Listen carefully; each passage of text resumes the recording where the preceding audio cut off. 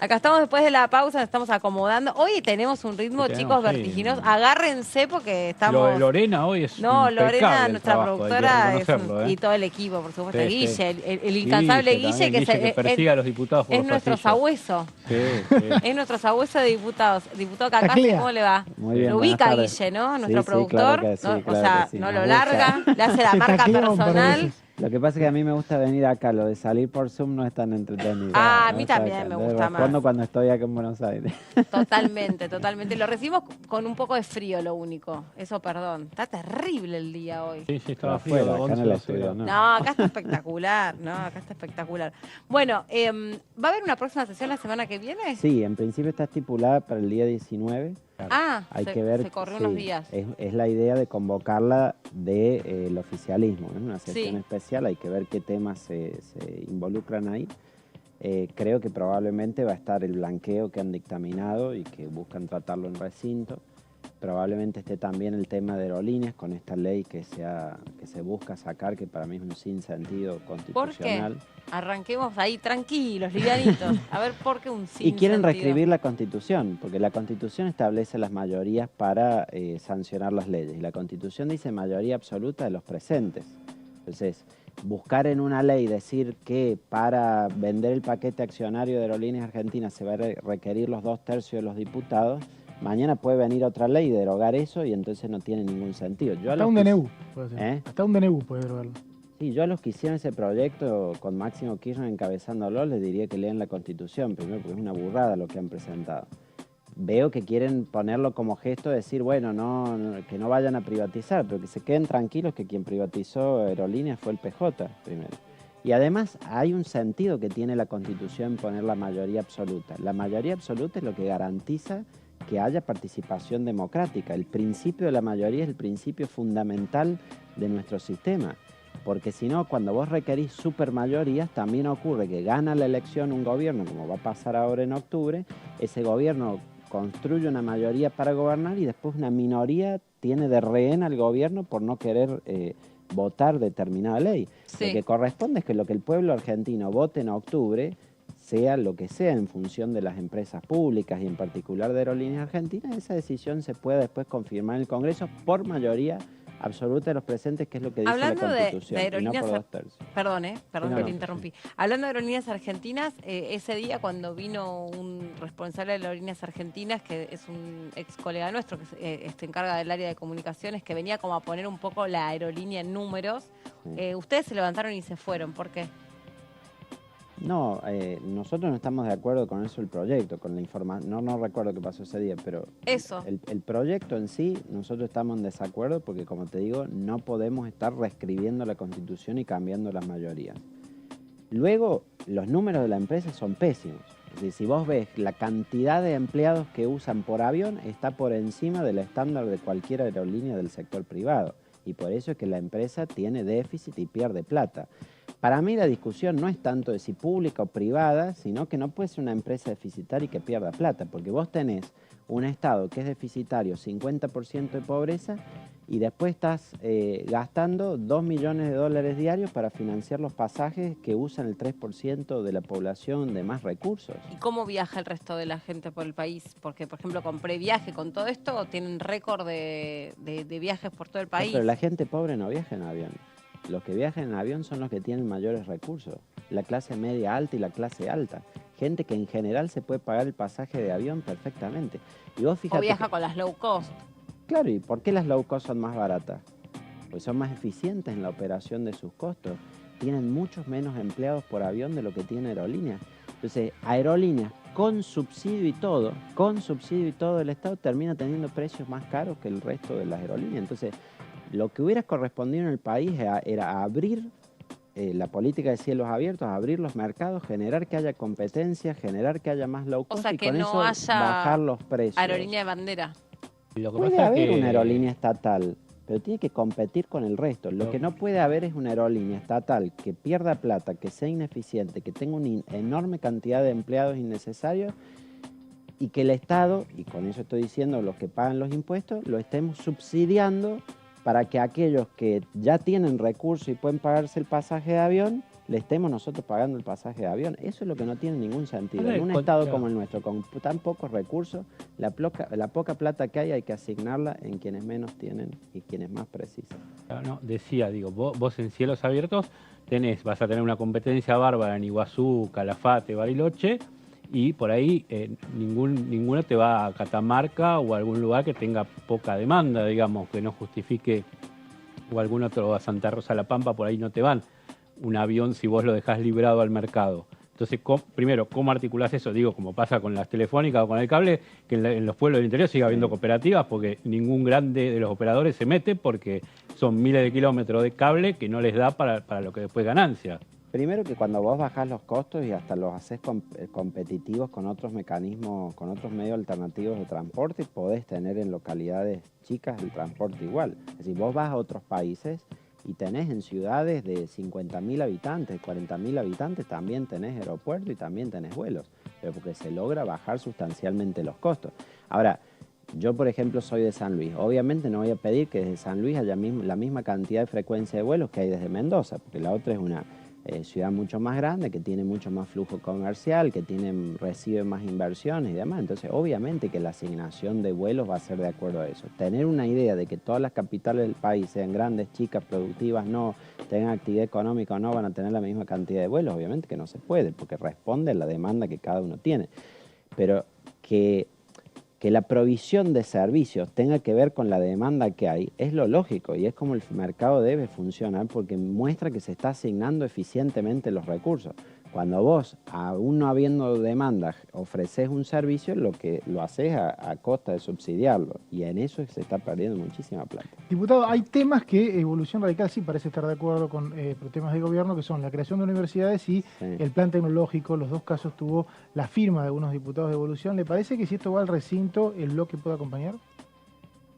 A ver, nosotros no vamos a entrar en lo que hace el kirchnerismo muchas veces, que nos mete 5 temas que no estamos de acuerdo y después porque hay un tema que estamos de acuerdo quiere que demos quórum por todo el paquete. Eso no va a pasar. Eso no va a pasar. Si hay 5 más 1 y ese 1 o 5 más 2, sí. no daría quórum en el bloque. No, porque además ya nos los han hecho todo el año pasado y no dimos quórum en ninguna de esas oportunidades. Mira, en el tema que vos dijiste de universidades, lo que se hizo fue volver a dictaminar lo que ya tenía dictamen y se había caído, que tiene que ver, en el caso de nuestro bloque Evolución, con universidades que ya tienen dictamen sobre la factibilidad de la viabilidad del SIN, otorgado el Consejo Interuniversitario Nacional, por la aprobación de todos los rectores, es decir, que hay un estudio serio hecho detrás de eso, no involucra a todas las universidades que el kirchnerismo quiere hacer su aprobación. Y en el otro era un trabajo que se venía haciendo de ciencia y técnica hace tiempo, que no tiene que ver con un compromiso de recursos tampoco, sino que tiene que ver con una estrategia hacia el futuro del desarrollo de la ciencia y técnica en nuestro país y que la miembro de nuestro bloque allí en educación, que es Dania Tabel, ha participado de eso. Ahora, no va a servir eso para que nosotros le demos quórum por el blanqueo, por tratar esto de aerolíneas y otras cosas con las que no no tiene los estamos de votos, no va a acuerdo. salir, digamos, no sé cuál sería el problema. Si el blanqueo no tiene los votos, te votan en contra y no sale. No, bueno, porque hay leyes que pueden ellos tener más votos que nosotros, pero no tener el quórum propio. Entonces vos dándole el quórum facilitas que salgan.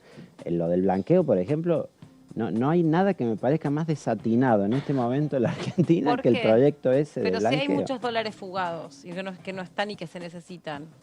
Porque nosotros no podemos estar dando superpromos a los evasores todo el tiempo, primero. Es decir, nosotros si queremos generar cultura tributaria, tienen que ir las personas y pagar los impuestos. No puede ser que aquel que no paga, que no cumple, que hace trampa al Estado, siempre le estemos dando ventajas y beneficios. Porque en definitiva es eso. El blanqueo, ¿qué es?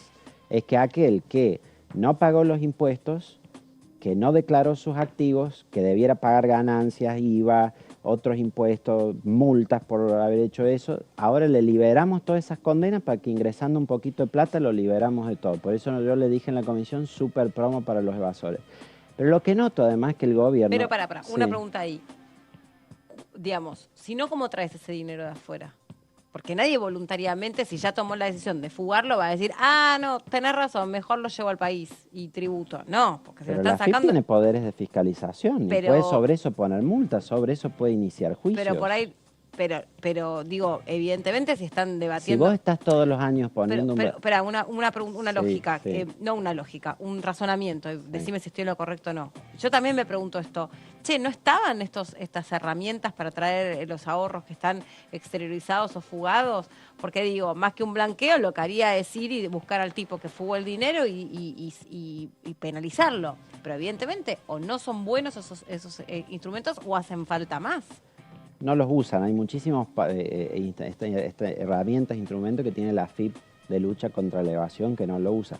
Pero yo te pregunto lo siguiente, pensando en los incentivos hacia adelante, si vos sos la persona que está por infringir las normas tributarias, que querés evadir, que querés no pagar, que querés fugar el dinero y demás, si vos sabés que vivís en un país que todos los años te da un blanqueo, y lo haces tranquilamente, lo fugás.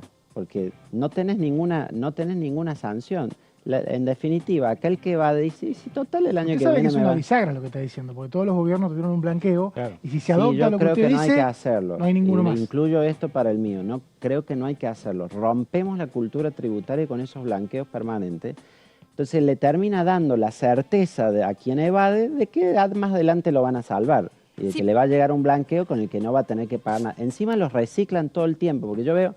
que se dictaminó el otro día, lo presentaron como algo nuevo. En realidad, lo habíamos tratado hace poco en la comisión. Vino, si te acordás, como media sanción del Senado y se llamaba el proyecto de ley de cancelación de deuda con el FMI. No era exactamente igual. El fondo Era no lo paga el mismo, fondo. era lo mismo. ¿No? Le cambiaron, recaudabas en dólares, Pero- recaudabas en pesos. cambiaron la alícuota. Y Pero era lo recaudabas en mismo. dólares. No, y en Incluye este los mismos supuestamente bienes, ingresa incluye los impuestos. mismos bienes, se omiten los mismos y impuestos. no está el delator. ¿Eh? seamos Y honestos. no está el delator. Sí, eso es verdad. No lo Pero- incluyeron al de la, No, al- lo bajaron al- al a la final. figura del buchón. Quedó Lo bajaron al final. Exacto, exacto. Pero digamos, lo Ay, mismo, y lo pero- mismo que habían presentado, Pero Me sí. como encantaba, cancelación Claro, de deuda del gustaba. FMI y nos hicieron encanta. todo el verso acá de que se necesitaban los dólares para pagarle el FMI. Bueno, Ahora evidentemente re- se necesitaba. Pero para- Pero ahora un minuto. resulta que es para otra cosa y el proyecto tiene otro título, pero es exactamente lo mismo. Es un nuevo blanqueo. Como dijo mi colega de bloque, Rodrigo Loredo, parece un centro ontológico esto. Estamos haciendo blanqueo todo el tiempo. Ah, no, Pero- escuchame, pero No Son puede divertidos los cordobeses, yo no sin- tanto, pero tiene razón. Sin la figura del buchón, ¿cómo van a hacer para que alguien diga que se compromete a traer sus ahorros? De nuevo, o sea, no estamos hablando de 2 mangos. Porque no te penalizan. No, claro, Ese sería el El beneficio. ¿Quién no incentivo te- es la super promo. Claro, la Porque, superpromo, ¿qué pasa? que Vos debés, te pongo este ejemplo, vos debés a la FIP 1 millón de pesos en términos de impuestos. Con multa, todo y demás, la FIP te podría cobrar 2 millones, por ponerlo en números gruesos. Y acá te está diciendo, che, si pones 200, te lo arreglamos.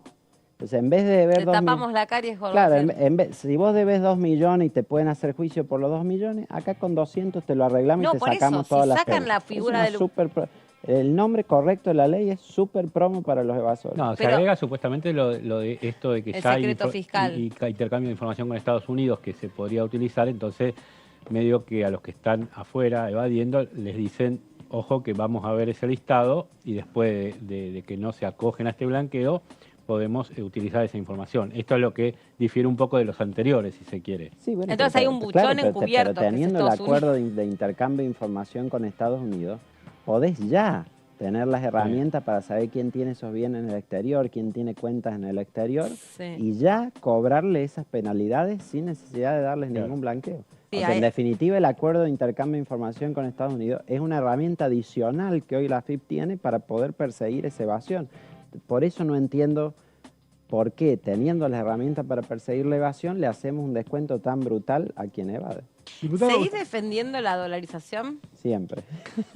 Solo en el... está solo. Es más, el diputado Javier más- Milei no presentó ningún proyecto. No, Ya ayer... Milei se retrajo ya de la Milei se dolarización, retrajo. No, pero yo porque sigo. A la dijo algo derecha de así. Milei está acá. No, dijo algo así Milei, como no, él tiene la convicción de que él dolarizaría, lo que pasa es que no hay dólares. Dijo ¿Qué canasta de novedad? monedas. Milei ¿Qué siempre novedad, dijo maestro? canasta Mira, de te voy a monedas. contar lo siguiente. Milei siempre habló de competencia de monedas, eso Sí. lo debo reconocer. Si vos ves sus libros y todo, él siempre defendió la competencia de monedas, que es distinto Es de la distinto, dolarización. Yo un día lo llamé a Milei, me acuerdo fue un viernes, y le dije, mira Javier, tengo este proyecto de ley, me gustaría que lo veas así como se lo mandé a todos los economistas de la Cámara. Me dijo, mira, me parece muy interesante lo que hiciste, Alejandro, déjame que te doy mi opinión, dame el fin de semana. Yo esperé el fin de semana. El lunes él no me llamó y fue el programa de Viviana Canosa y dijo, si soy presidente voy a dolarizar la economía argentina. Mirá, y ahí cambió después le puso uno de sus perros cacase. no creo. No, Él ahí cambió de decir Porque son sus competencia de asesores. monedas a decir dolarización.